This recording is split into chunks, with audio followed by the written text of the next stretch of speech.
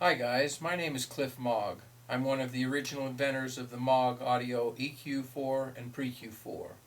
And I'm here to answer a few questions that you may have on these two units and to explain to you the things that separate us from other preamplifiers and equalizers in the industry. The key thing that separates us from all of the others is the AIR BAND EQ. That's where you'll find it, is with Maag Audio. I'll start out with the PREQ4. You'll see in the PREQ4 it has the variable air band equalizer. It has the gain for that EQ that can be selected at 2.5K, 5K, 10K, and 20 and 40K.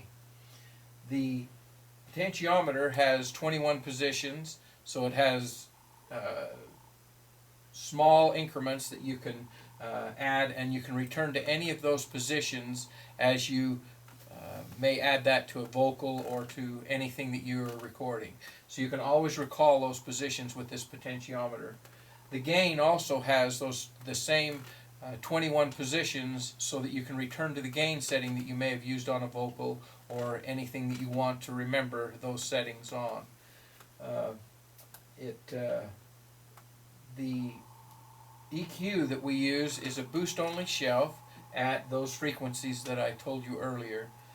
It also incorporates that EQ part in the gain stage of the preamplification of the microphone. So it's really unique in the industry in that regard. It just adds a clarity to the high end of a vocal. The other thing that I like about it is with dynamic microphones, it allows me to add just a little color in the high end of whatever I'm recording with the dynamic microphone. I use it a lot of times on snare, just to get the crack into the sound that I want on the snare at 2.5 or 5K, and I'll just add just a little bit of the air band at 2.5K to get the sound of the snare I want, and not have to kick in any other EQ to accomplish and get the sound that I want. The next unit that we have is the EQ4. It also has the air band, like I talked to you about before. Same characteristics, same knobs, the same values and settings that is in the preamp. The thing that makes us is unique about the EQ4 is that it's a fixed air band EQ, but more importantly is that it has very little phase shift.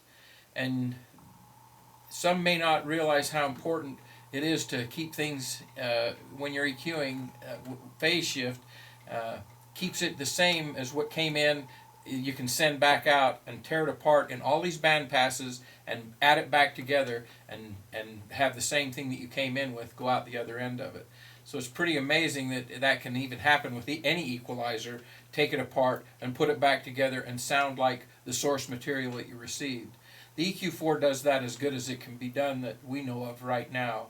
And the reason that it does it and allows it to happen is because the lack of phase shift. And so it's very special in that regard with the phase shift situation in this EQ.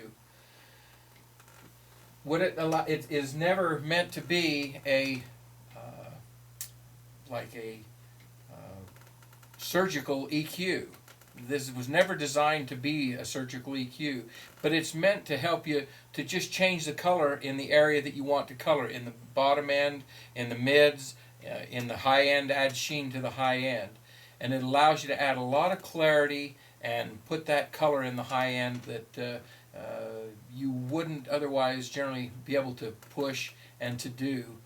Where I use it a lot is on vocals. When I'm cutting the vocal, I will not necessarily use the air band on this. I'll use the air band on the microphone preamp, the Maag PREQ4, but then I will use the band pass at 160 or at 640 to add the color that I want in the bottom end, so I can warm that vocal up rather than. I want to keep the clarity and the true picture and sound that the preamp is giving me. This preamp does.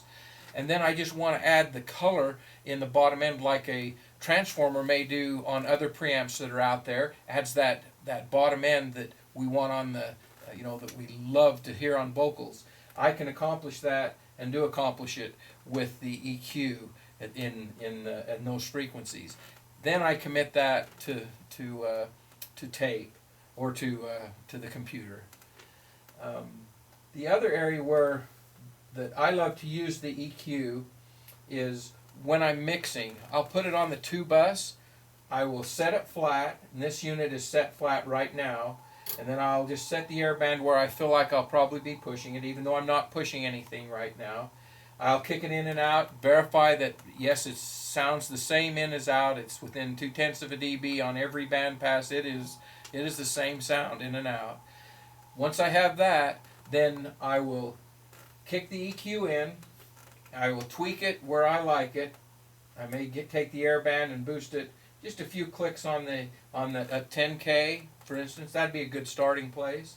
I may want to have the sub, if I've recorded this well and I don't have any subsonic things that are getting in the way, I may want to boost the low end from the sub, and I may pull 40 at 10K, at 10 hertz, I mean. Then I may back out 40 hertz just a bit so that I change just the slope of where that bottom end came from and put the sub in there a bit. Then you kick it in and out, and 9 times out of 10 you'll select the sound that you ended up with the EQ4 from the original sound.